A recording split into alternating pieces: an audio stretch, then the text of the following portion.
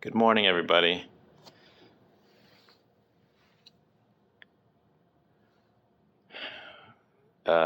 What I'm about to say, I hope, has been expressed already in one way or other, in verbal or nonverbal ways, over the last 10 years of knowing these two remarkable people. 10 years, though, is as good a time as any to take inventory of what is known, appreciated, and loved.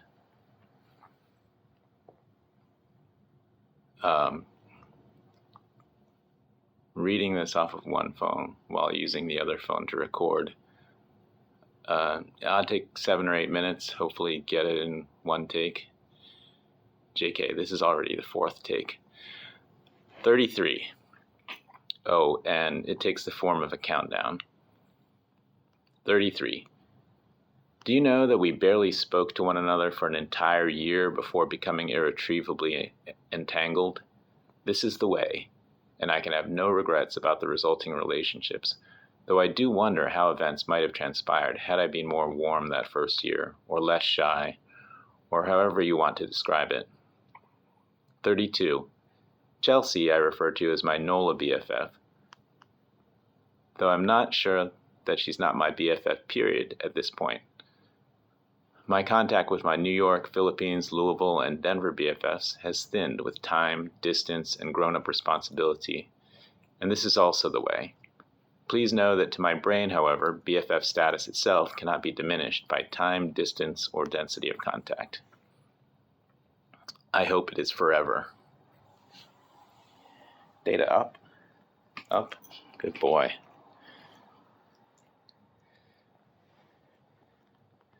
Harry I refer to as probably the sweetest man I have known.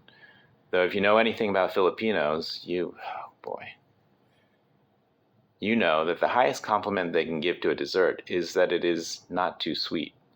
Harry is not too sweet. Man can throw shade with the accuracy of a Turkish Olympian pistol shooter. 30. Now for the roasting portion of this tribute. 29. JK, that will come a little later. 28. What is a friendship made of? Sometimes it can take the shape of an airport drop-off, Chelsea. Sometimes it is a tire shop drop-off, Harry. Sometimes it is waiting all night for your song at Cajun's, Chelsea, but sometimes Harry too, I think. And it is also sitting on the porch talking about your dreams and fears. 27. You ever keep watching a show that you sort of hate, and you realize that the reason you hang on is that now that you've gotten to know the characters, you like them, and because you like them, you want to know what happens next. It's like that in life sometimes. Like it can be hard to be alive, but the characters are great. You want to know what happens next, and you tune in. 26. And the other great pleasure, being known, however slowly it happens. Thanks for that. 25. Knowing and being known. 24. Dreams and fears, they go together. 23. We went together for 9 years. And now it's all our 10th anniversaries in the business. That's 32 hours a week, 50 weeks a year for 10 years. That's 16,000 hours. And if Malcolm Gladstone's right, and I'm not sure he is, that it takes 10,000 hours of practice to get good at a skill, then we got good around the beginning of the pandemic, just in time for the end of the world. And I couldn't have had better companions than Harry and Chelsea. 22. Text me when you get home. 21. Remember when WR leaped off of a tree and broke his arm? Remember when I Tokyo drifted? Who was it again? Was it multiple kiddos? Into the pavement? Not our best sessions, obviously. When I say it happens to the best of us, I mean you, Harry. You're the best of us. 20. One thing I respect about Chelsea is that the girl can keep a secret. Your secret is safe with her for at least 6 years. 19. Remember the staff meeting wherein I got in a fight with Chelsea, and maybe Casey too? about ableism, I now remember it as funny. Was it actually not funny? This is how the brain edits history in favor of the BFF. 18. I've intentionally misremembered some details in this list in order to stimulate discussion. 17. Always remember the line from Gates of Heaven, Errol Morris's documentary about the pet cemetery. Here lies Toby. Toby was placed on this earth for two reasons, to love and to be loved. 16. Although I found ways to enjoy the difficult aspects of my new job, I miss working with Harry and Chelsea, two colleagues whom I trust implicitly, to whom I could always turn for a fresh perspective on a work problem. You're part of the reason I don't feel alone during this, the You're on your own, kid chapter of my career. 15. Bad Photoshop is the only good Photoshop. 14. Here's what Chelsea did.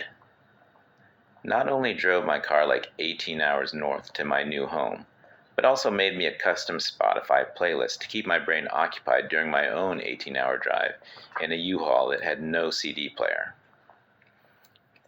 13. It was Harry who introduced me to RuPaul's Drag Race.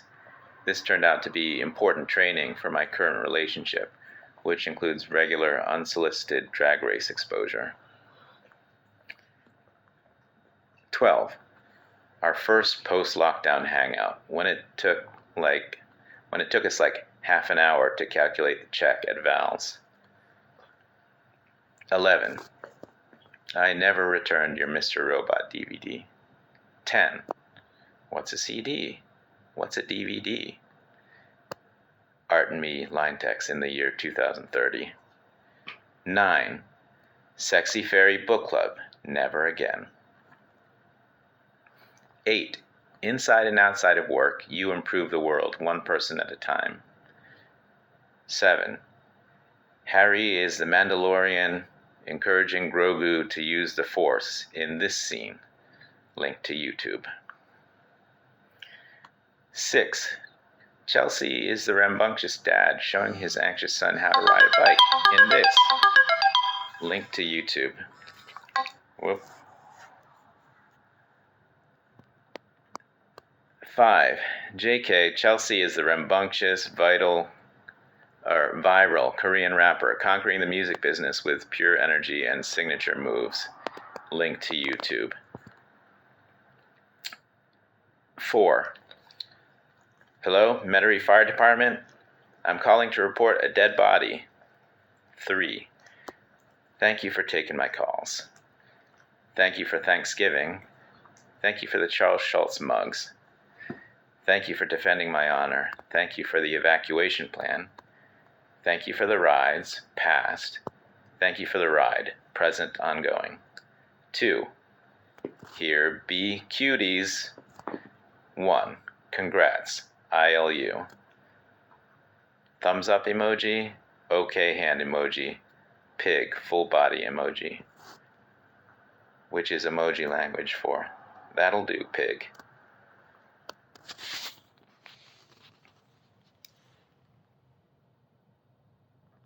Signing off.